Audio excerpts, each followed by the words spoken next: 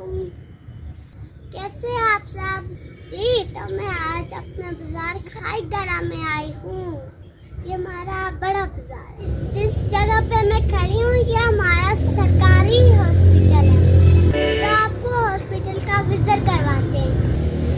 आज ईद का तीसरा दिन है, इसकी वजह से हॉस्पिटल तो बंद है, लेकिन मैं आपको इसको बाहर से दिखाती हूँ।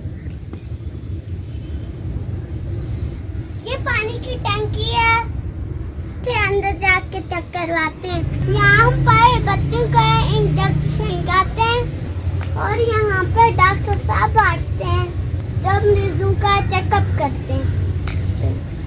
ये वेटिंग हॉल है, यहाँ पर मरीज बैठते हैं। मोटा हुआ ज़लज़ले की वजह से हमारा हॉस्पिटल टूट गया था, वजह से हमने सारा हॉस्पिटल क्लीन कर बना दिया।